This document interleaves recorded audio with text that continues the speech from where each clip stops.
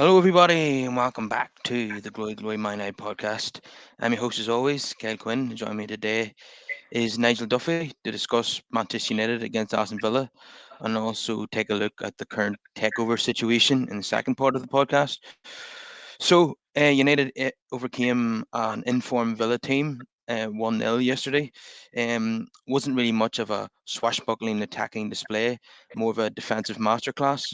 Probably Lindelof and Shaw, probably our best players, despite the fact that Bruno Fernandes would probably take the headlines. Um, and I have to say, it's probably Lindelof's best game under Ten Hag. I think he prevented three goals, one with a clearance off the line, another with a crucial block, another headed intervention to stop Ollie Watkins nodding in at the back post. So, and Luke Shaw was as solid as ever. I think Luke Shaw has played 9 times this season at centre back, and United have not lost any of those games.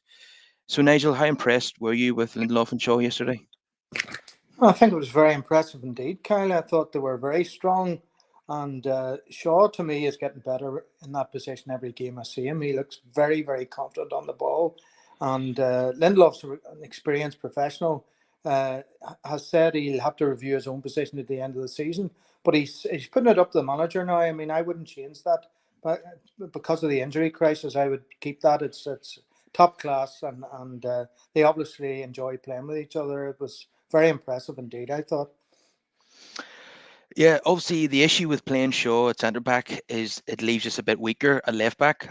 But I suppose yesterday Malacia he's not been in great form recently. He had a few nightmare performances to be honest. But yesterday was more closer to the Malacia that we saw at the start of the season.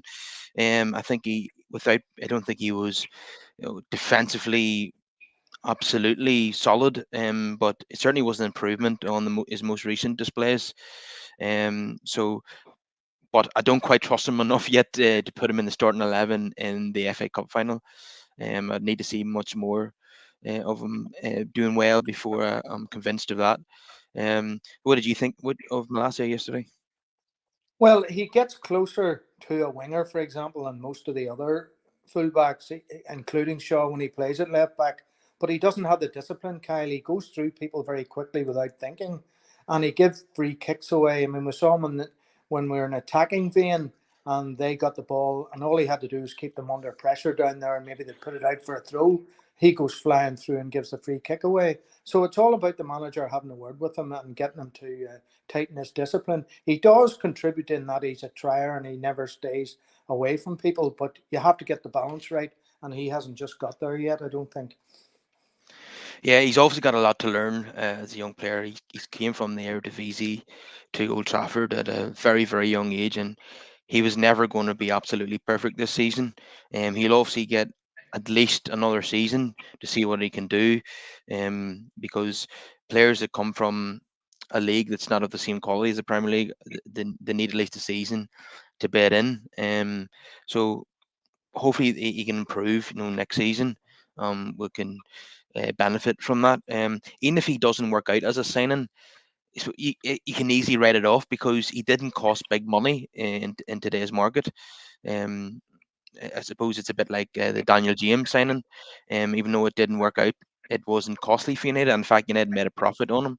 So there's always the possibility that if Malacia doesn't do it next season, then maybe it could be moved on, and United could easily make their money back, if not more. So, but hopefully it does work out for him, and he can be an able deputy to Luke Shaw.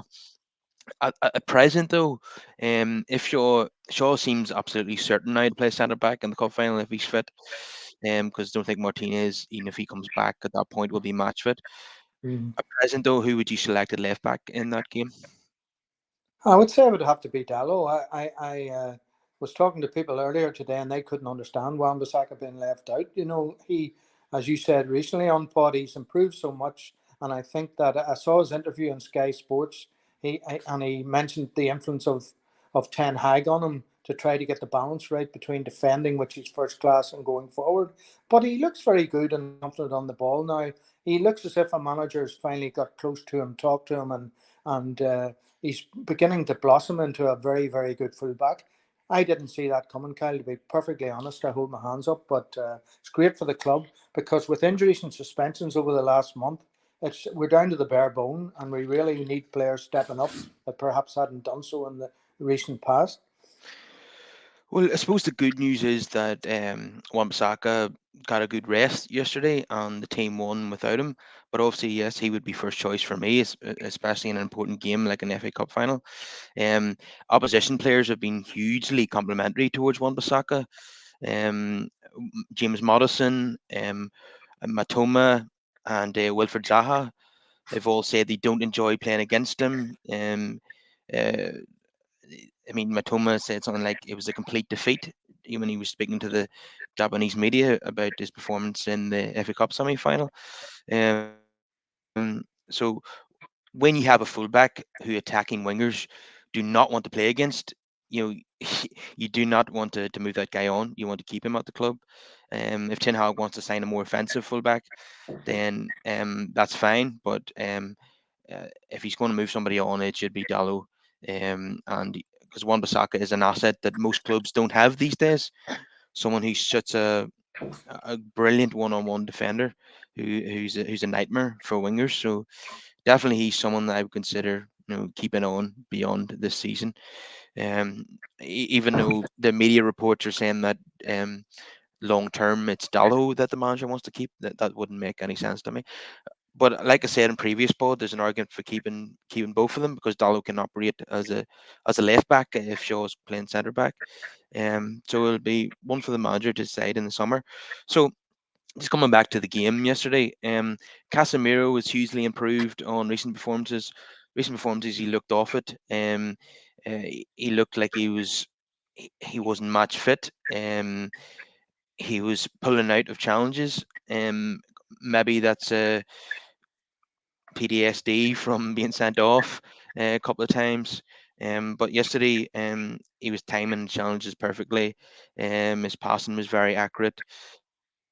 And obviously he hit the bar. Sancho provided that opportunity for him down the left hand side, and Casemiro's rasping effort at the crossbar and was unlucky not to score there. So big improvement in Casemiro, wasn't it, Nigel? Oh, I have a lot of time for the player because he's so good defensively and he's surprisingly good with his early ball, both left side and right side. Uh, he did look off the pace, as you say. I wonder, is that a concern about? He's obviously he hasn't been sent off in his previous clubs, and now in England, the referees can be very very picky about who they choose to book quickly, and then he's under pressure. So he was taking it easy and going back gently. Maybe the manager had had a word with him, and that was the early thing. But he's an instinctive player, and yesterday he was back to his instinctive best. I thought both defensively and attacking. The shot that hit, he was very unlucky. It was a lovely shot. I'm sure he feels very aggrieved looking at decisions in other games because apparently he does watch a lot of football. And if he's seen Jack Grealish grabbing Thomas Partey by the collar and no action taken against him, we've seen yesterday in the Tottenham Liverpool game a challenge by Jota on Skip and Skip's challenge on Luis Diaz, not punished by red cards. If any of those challenges were committed by Casemiro, he'd have seen red. Um, I'm not trying to say there's some kind of agenda against Manchester United, but I do have to say that some of these referees are extremely inconsistent, and it can be frustrating as a fan. Everyone will vouch. Every fan of the 20 Premier League clubs will agree that the referees have made an absolute mess of the VAR system this season. I mean, the technology is only as good as the people who are operating it, and this season there's been a lot of teething problems and inconsistencies. So we're hoping for an improvement as Hard Web is taking over the PGMOL just recently. So hopefully he'll introduce reforms in the summer that will see improvements to decision making going forward. Um, so Bruno Fernandes, another excellent display from him. This time playing on the right hand side, which he's been accustomed to this season, and following up from Maguire's effort to score at the far post and going straight up to the Aston Villa fans who were giving him a Yeah. lot of grief in this game and in previous games. So I think he really enjoyed that one, didn't he? Oh, he did absolutely. But that statistic that was produced yesterday about Bruno never missing a game for any of his current club, obviously us and his previous clubs. I can't think of any in my lifetime. That's a fabulous commitment, and it shows the professional that he is. That he doesn't want to miss a minute of any. Doesn't matter whether it's Europa League or whatever, Kyle. He's up for it, and he obviously loves the club, and the fans, the home fans, adore him now. He gives 100%. Yeah, like earlier in the season when we were talking on the podcast, we were not convinced that Bruno Fernandes should be club captain next season. Would you now revise that point of view? I'd certainly think about it. I'm not convinced that he has been talked to by the management or the coaching structure about his involvement. I mean, referees are prepared to listen to captains, and when he's the captain, he has to have some discipline. He lets his passion go beyond that on occasions, but certainly there's nobody else that I can see that comes anywhere near the level of commitment or performance consistently as he did. So he does deserve the role without a doubt. Yeah, and the way Ten Hag has been talking about him in press conferences, it seems as if he is the favourite to be captain next season. When obviously that is taken away from Harry Maguire when he inevitably leaves the club.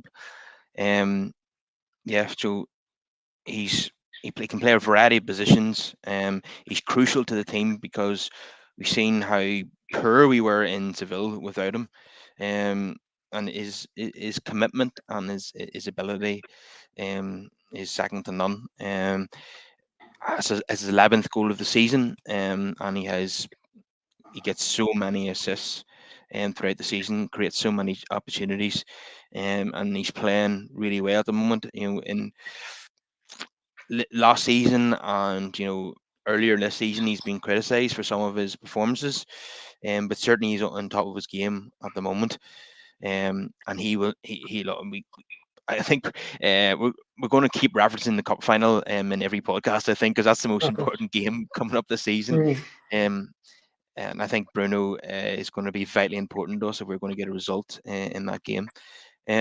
So the manager decided to take out Anthony from the team and bring in Marshall Sabitzer and put Bruno out on the right. Okay, we won the game, so can't have any complaints about it. Um, Apparently Bruno has had success playing against Aston Villa on the right before, and that's maybe why he did that. Um, Anthony's performance, I suppose, against Spurs wasn't inspiring to say the least. Even though Anthony had been in good form of late, apart from that game.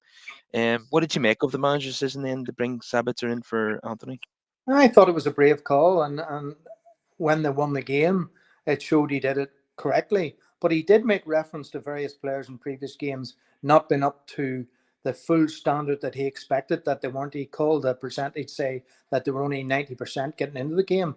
Who knows whether Anthony is one in the manager's judgment at that. But Anthony's a young player. He's only 22, Kyle. Doesn't do any harm if he's not playing well. We can look at all the games we're playing. Doesn't do him a bit of harm to be taken out and told, listen, I'm giving somebody else a chance. I'm moving the midfield about him, and this is an attacking thing I want to try in case we have more injuries, and I want the option.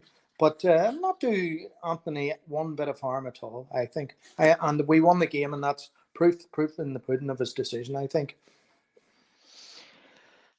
Yeah, absolutely. Good to see Sabitzer get a start. He hadn't been getting many of those recently.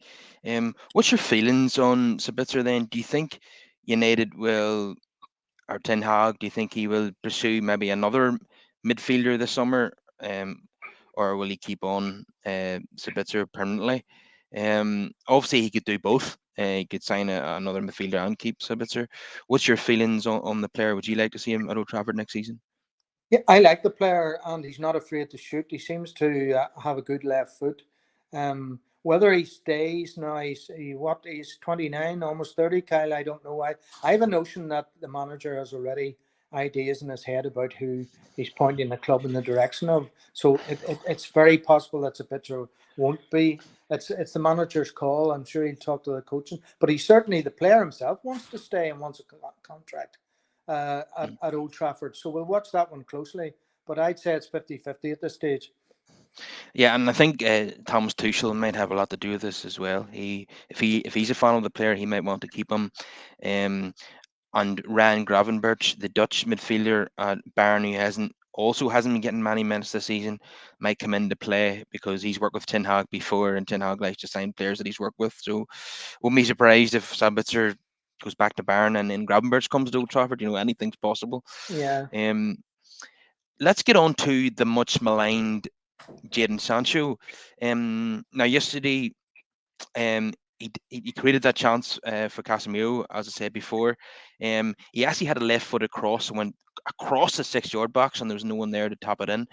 But one criticism I still have of him at the moment is that in the second half, he's running at the right back or the right sided centre defender. I can't remember which one it was, but he was taking too many touches, taking too long to make a decision. He's going inside and outside, and by the time he makes a decision on what he's going to do, more defenders have converged around him, and he's having to pass it back to Malacia.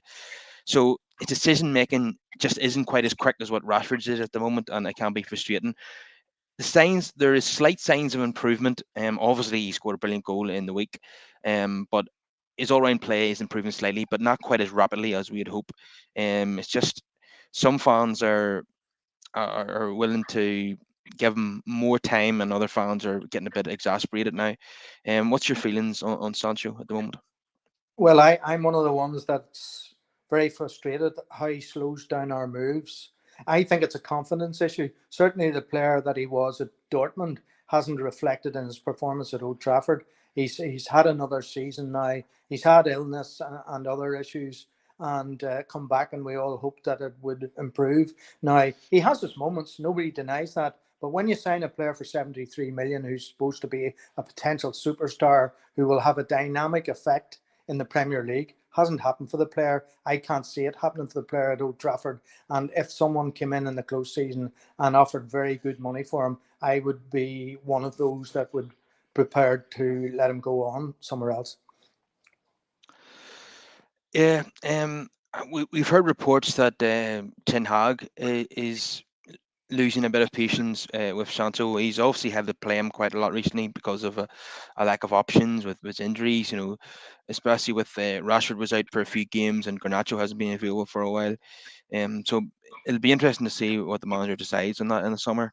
Um, he might get another year, or if, it'd be really, really ruthless. So if the manager decided to to to let him go, I suppose if the offer is big enough, for any of the players who are not among the, shall we say, the Brunos or Rashfords or the Luke Shaws or Casemiros, any of the players kind of outside of the most crucial players in the squad, like if a big enough offer is made for them, any of the players who are not regulars in the starting 11, your McTominay, Maguire, Martial, even Sancho, any players, um, if there's big enough offers made for those players, then they could be moved on. Even if it's a player that the manager wants to have around as a squad player, but if the money's too good to turn down, then they'll be moved on. But obviously, like I say, there's certain players like Rashford and Bruno and Casemiro, and Yeah. Shaw and Martinez. They'll never be moved on.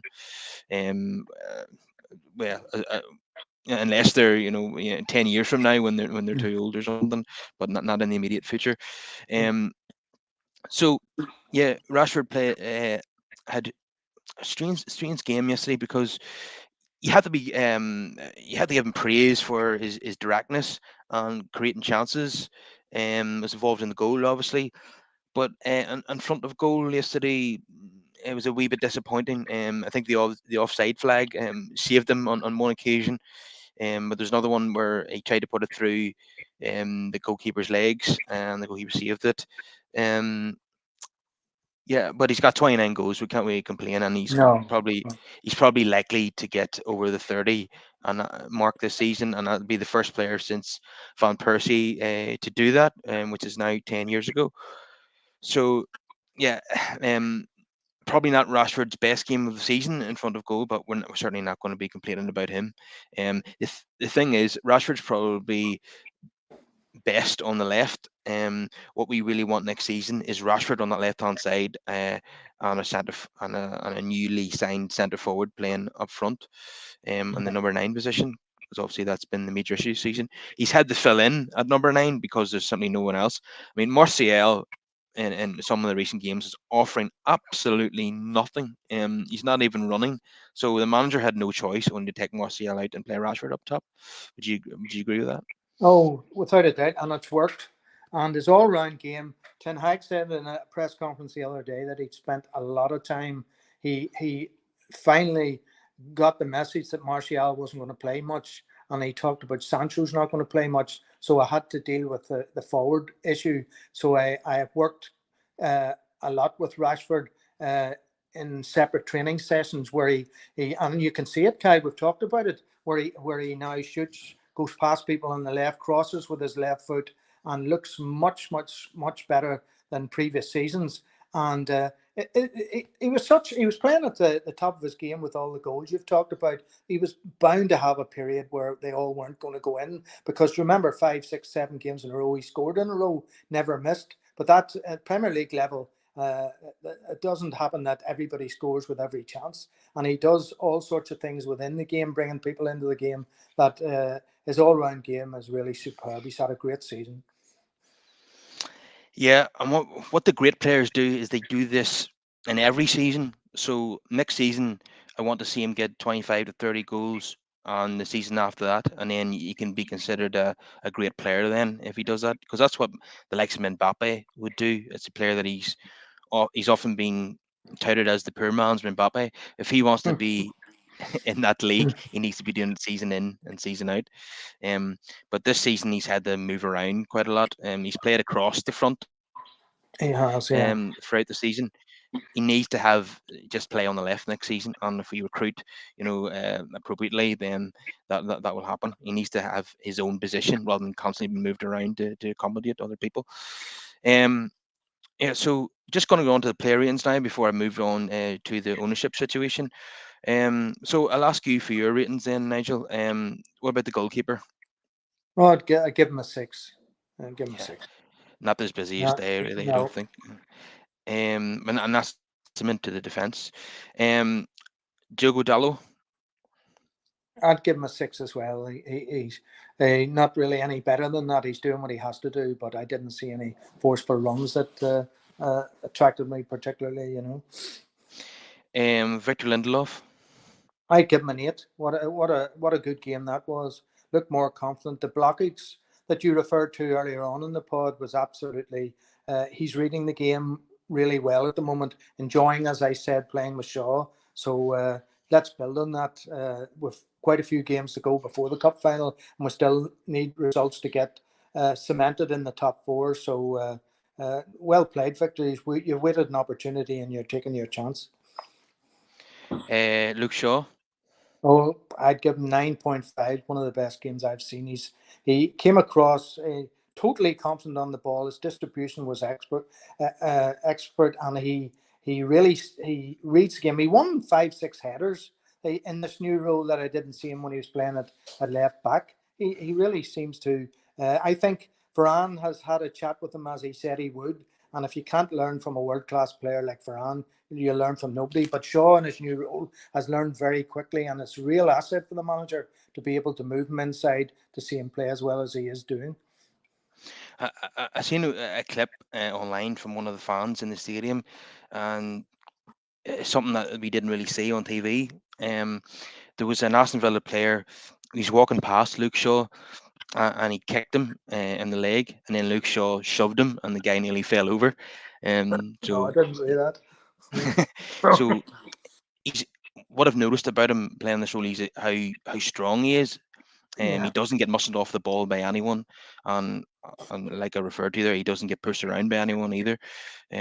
So he's taken to this role, just like you think he'd be playing this role his whole life. I have to admit I didn't see it coming. It was very innovative of Mm. Ten Hag to play him there, because I think Ten Hag, he wants to have a left-footed centre back. Um, and and and like I say, like Luke Shaw is unbeaten, playing in this role. So it seems absolutely certain at the moment that he will start in that position in the cup final.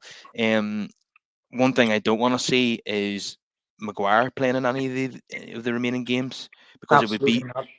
it would be such a drop off from Lindelof and Shaw if he came in. He was just a he had another nightmare in Seville, and it's no surprise that he hasn't started a game since.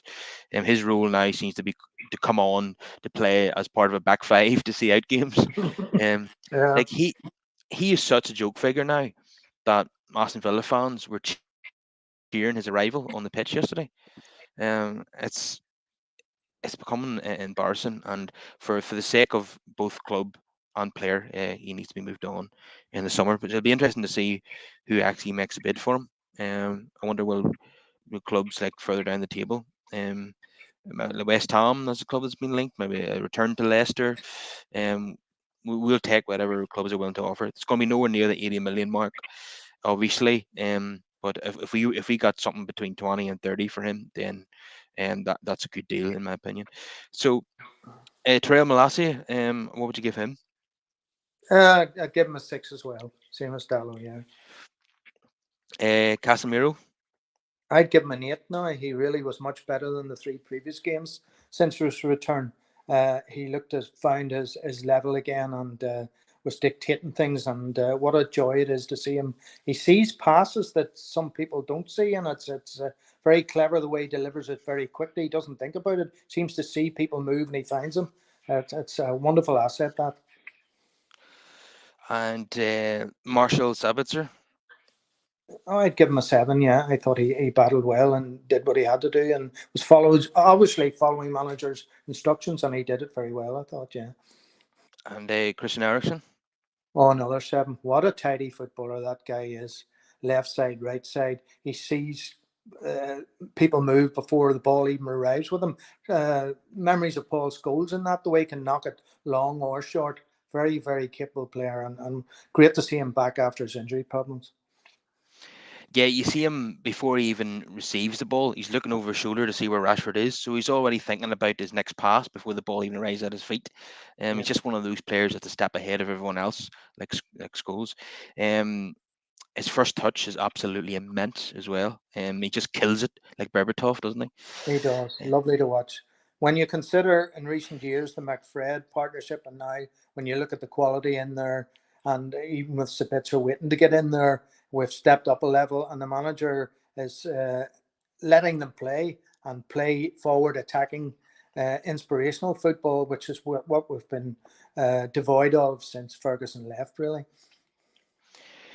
Bruno Fernandes.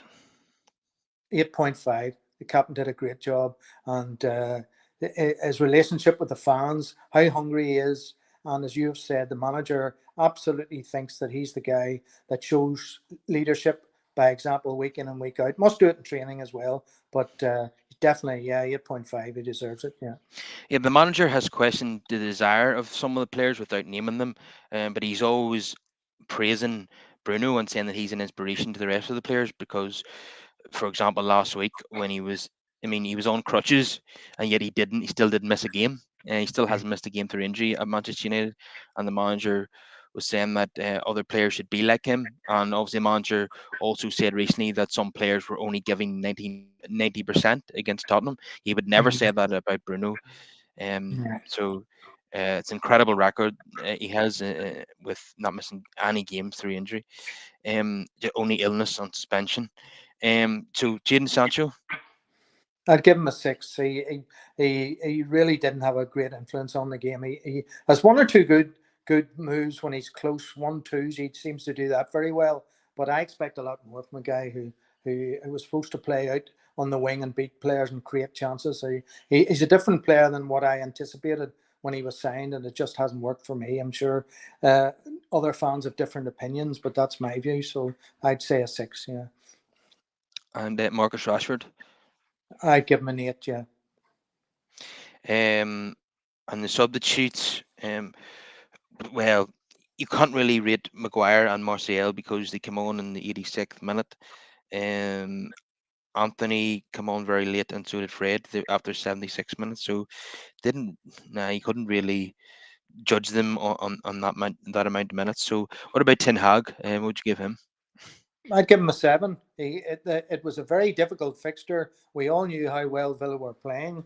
The Villa manager has done exceptionally well with the squad in a short period of time, but he got a professional performance out of his players. So, yeah, he deserves a seven, I would have thought. Okay, we'll move on now to the current ownership situation, and I have to appreciate that it's very complex. All the mathematics involved can be very difficult to understand at times. What we do know is that the Sheikh Jazim and the Qataris are bidding for complete control of the club, whereas Radcliffe, who obviously Sir Jim Radcliffe, he doesn't have the kind of financial backing that they have, is trying to compromise in order to get hold of the club. Now, what he's supposedly offering is he's making an offer to the Glazers for a 51% stake. Now, we know that Joel and Avram, they're only two of six siblings. Four siblings want to cash in, whereas Joel and Avram want to stay. That's been the case forever. Um, so what Jim Ratcliffe is proposing, and this means that he has to spend less on acquiring the club. He'll buy 51%. The the two remaining siblings will have a 20% stake, and then the there's a stake that remains on the New York Stock Exchange that is in and around 30%. So it gives the opportunity for two of them to stay as minority shareholders. Obviously, they're not going to have voting rights if there's no way that Jim Radcliffe is going to buy the club and allow them to have voting rights. Um, I would guess that his long term plan is to eventually buy them out as well. Um, and if he has to spend, if he's only buying 51%, it means he will have more to spend on the stadium, the training ground, and transfer funds in the immediate term. And gradually, he probably want to, in the next 5 years, to buy them out as well and have, complete control of the club. Um, Now, it'd be interesting to see what the decision is among the Glazer family. There's a massive, massive protest yesterday again. The fans marching from the city centre to Old Trafford. I think in terms of numbers, it seemed to be the biggest protest yet. They're clear that they want a full sale. And, even though and if Radcliffe takes over, the Glazers will only have like an 18% stake or something, but and no voting rights. But just the idea, it's emotional, isn't it? The idea of them still being there and making money from the club really, really irritates the supporters. Um, but this is a compromise that Radcliffe is making in order to get his hands on the club. Um, the thing is, though, if Joel and Avram, they'll probably be happy with this, but I can't imagine their siblings will be, because if they accept Radcliffe's offer and not the Sheikh Jazim offer, the other four siblings will get less money in their pockets. They'll be so again. I think the row within the family is going to continue. Um, and of course, the Glazers could decide not to sell at all and stay on. But I don't know how they can do that, because surely they haven't got they can't possibly borrow any more money to invest in the football team. And the stadium and training ground needs massive investment, and they don't have the money to do that. Yeah. I Well, and Kyle, the it's crunch is what about the current time scale? I mean, when is a decision between either? Is it just these two bids, or can there be late bidders, or is the deadline passed that we're only talking about one or the other here? And when is the decision to be finalised by? Do we know that? Well, the deadline was last Friday, I think, at 10 o'clock, and the bids came in just before that from the two main bidders. Now, there has been other people who've been bidding for a minority share, like Elliott Management, who've had involvement with AC Milan before, and other American investors. Basically, what they're proposing is we'll buy a minority stake, um, and in exchange for that, we'll release funds for investment, the stadium, the infrastructure, and the team in the short term. Um, but Glazers probably like that option, but that's going to infuriate the fans even more. I think, like, the fans are not happy with the idea of Radcliffe having 51% and two Glazers having 20%. Yeah, Um, but if it was the Glazers um, holding on to their majority stake, and then these bloodsuckers coming in from the financial world in America to buy a stake, and their only objective will be to make profit, and that's going to infuriate the supporters even more. That would be the worst case scenario, I think. Basically, you would have two different parasites owning the football club. Um, absolutely. That's a crucial thing. Yeah, yeah. And the fans have put up with 18 years of Glazer. I'm of the view that we would prefer the full buyout if that is possible. But remember, the Glazers are money people, and they've not been transparent throughout about what their really clear objectives are for the club. It's all about making money for them. So really, do we want any sort of link with them at all? I would avoid that at all costs. Yeah, because if they were still there, as even with just a small 18% stake, they could still be taking dividends out every year. And so that would really infuriate the fans. Even just knowing that they're still there making money from the club will Yeah, really, really piss off the supporters. But that's the reason why Radcliffe is doing this is because he knows he can't go as high as what the Qatari Islamic Bank can offer. Now, the latest today is that Qatar is willing to put in a fourth bid. Um, I, th- I think the Glazers are playing games here. Um, they either want to remain as minority shareholders, which Radcliffe is offering them, and they know by proposing that idea that the Qataris will keep upping their bid, and yeah, then they'll get to the magic number that they want, is 6 or 7 billion.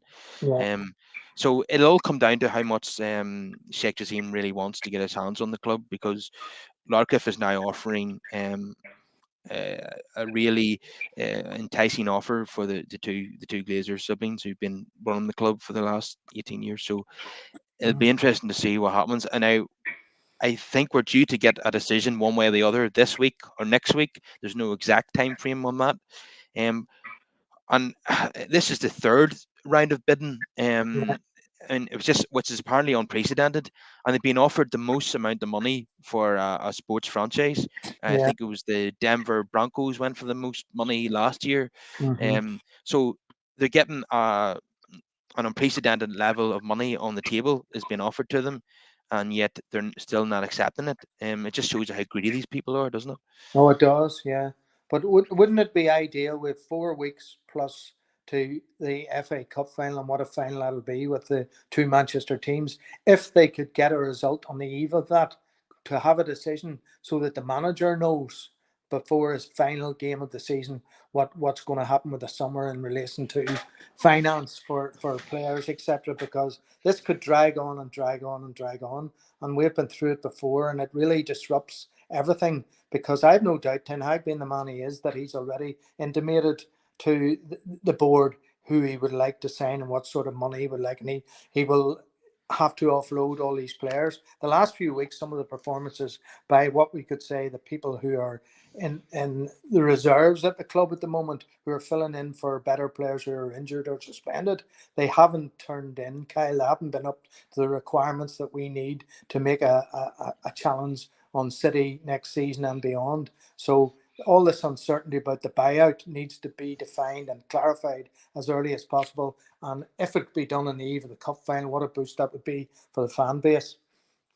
Yeah, that's an important point. The drop off is enormous. Whenever we bring in the fringe players, even when he makes substitutions, it impacts heavily on our performance. We've seen it against Tottenham away, and we've seen it against Sevilla at home.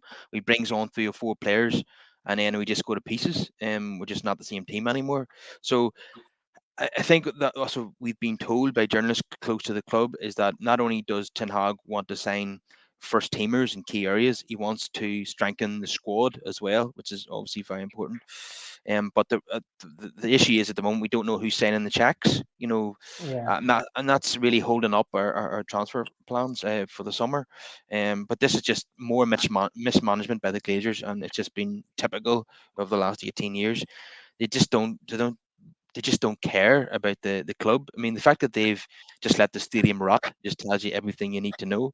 Yeah. Um, you had Ronaldo complaining that there was a broken tile in the swimming pool at Carrington in 2009, and when he came Oh, back in 2021, it was still the same. That just is that's absolutely awful. ridiculous for me. It's absolutely awful. And the fact that the Theatre of Dreams hasn't been selected as one of the venues for 2028, Mm. that shows you that to a club like ours, a huge club, is a real insult. And it's a pointer that something needs to be done and addressed very quickly. Yeah, that's an embarrassment. It's the UK and Ireland is bidding to host the Euro 28, and the stadium in Manchester that's been selected is Manchester City Stadium, which they are due to expand again. I don't know why, because they can't fill it as it is, only when they're playing United. Um, but it's embarrassing that even a stadium in Belfast that's not even been built yet is on the list, and Old Trafford is not. you know, it's but that just tells you everything you need to know, that the stadium is no longer state of the art. When the Glazers bought the club, the training ground at Carrington and the stadium were the best in the UK, and now they're nowhere. They're not even in the top 10 anymore. Absolutely. I mean, when the Cliff finally ran out of room as the primary training ground for the Busby Babes, etc., and Carrington came along, and as you say, was an elitist training facility. Now it's well behind maybe 4, 5, 6 teams in the Premier League. So something Yeah, has to be done. our facilities are well behind Tottenham's, because they've obviously upgraded their stadium and training ground very recently, and their stadium is probably one of the best in Europe now.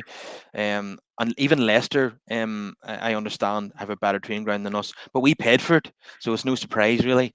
Um, that- Maguire played for it, yeah, yeah. we today there was the media reporting that John Percy, who works for the Telegraph, he's the Midlands correspondent, says that Tottenham, Newcastle, and United are all looking at the possibility of signing James Maddison in the summer.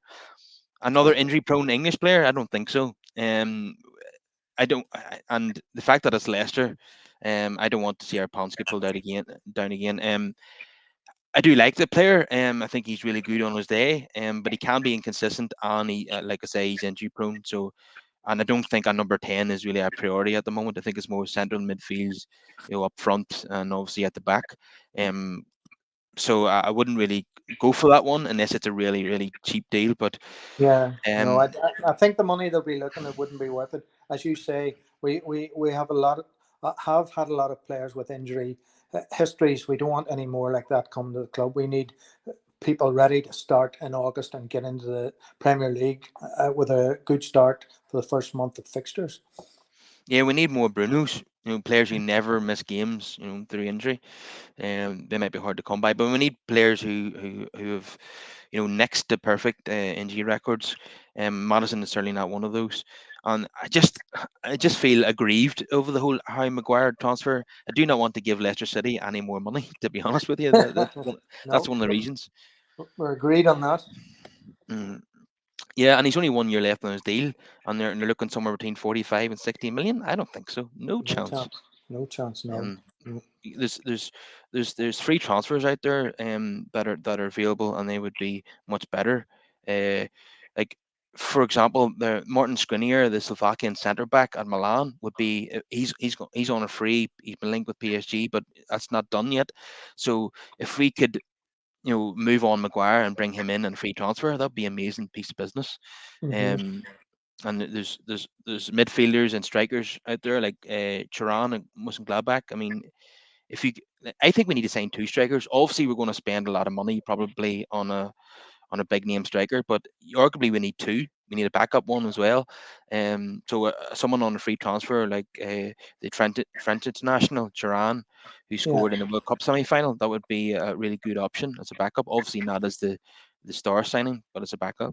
Um, Well, you but see the way the Ten Hag signings to date have had a, a connection with him directly through clubs in Holland or wherever, or they've moved to Germany or France, and he's had them playing for him or playing in the Dutch league. It would be interesting because we have had a good season, and make no bones about it. We've had a good season with winning a trophy top four almost there and in the FA Cup final. To see players in Europe want to come to Old Trafford again who are not Dutch, if you get the point that I'm making, on the basis of the performance that they're seeing on their television screens across Europe, that they want to come to. They see United under this management looking like a team that can challenge for the top of the Premier League and the Champions League. So I would like to see players that basically don't have a direct contact with the manager, that they want to come and talk to the club about arriving here because they're outstanding stars in Europe that want to try their luck in the Premier League. Just a bit of diversity in the transfer market. That's the point I'm making.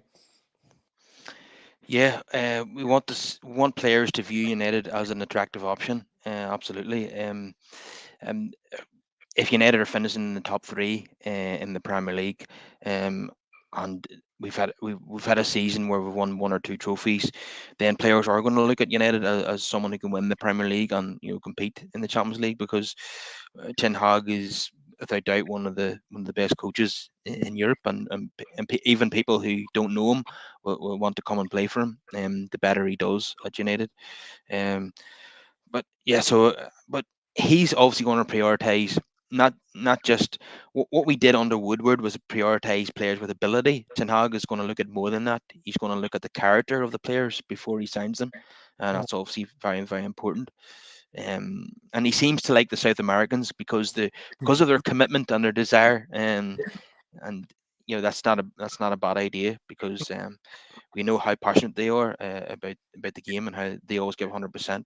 Even the current ones, Casemiro and Anthony and Licha, and then we go back to even Carlos Tevez. The commitment that he showed while he was at the club, Brilliant. second Yeah, to none. absolutely. And Yeah. That's a good point, well made. Yeah, there's no doubt about it. And those particular players, look how well they've related to the fans already.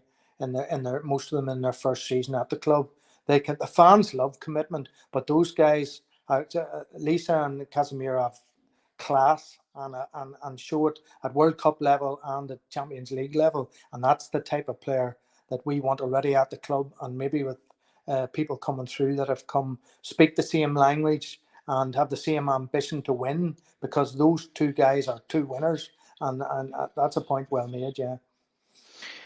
what do you? I'm just thinking there about free transfers again. What do you think about? And hear me out. Wilfred Zaha, who's going to be available for free. Um, would you take him as an option in the front line? I'm not saying he'd come in and be a regular, but when we have injuries like we've had in recent weeks, he could come in and do a job for us. He could deputise for Rashford when he's not available. Now he would be available for free this summer. Would you look at that one? Well, he's an established Premier League player at one particular club. He came to Old Trafford once just before Ferguson left, and it didn't work out. But the media have covered quite a lot of his history and his unhappiness at Old Trafford, how he didn't like Manchester. He's a London guy, couldn't settle in Manchester, felt alone, and didn't feel part of the squad. So, no, and at this stage of his career, I wouldn't bring him back, no. I know he under David Moyes he was given 4 games, and that was it. It Yeah. wasn't really much of a chance. The problem was he was signed by the retiring Alex Ferguson, his last ever signing for the club, and he just thought that this is one of the top talents in England, and my successor is likely, to develop him into a top player. But him and Moyes never really hit it off, and then when Van Gaal came in, he told all the players famously that they didn't have to come in for training the next morning if they didn't want to, and he was the only one who didn't come in. Uh, well, I can imagine Martial coming up with that excuse. All right, yeah. I don't think he was at the club just No, just at that point, but no, he probably wouldn't have come in that morning either. no. Yeah. Or the following morning or a week later. Martial on his gloves and his short sleeves in May, Oh dear, dear, ridiculous. dear, dear. Uh, Okay, we'll leave it there. If everyone could please like the video, subscribe to the podcast, and drop your comments in below. And hopefully I'll be back after the Brighton game.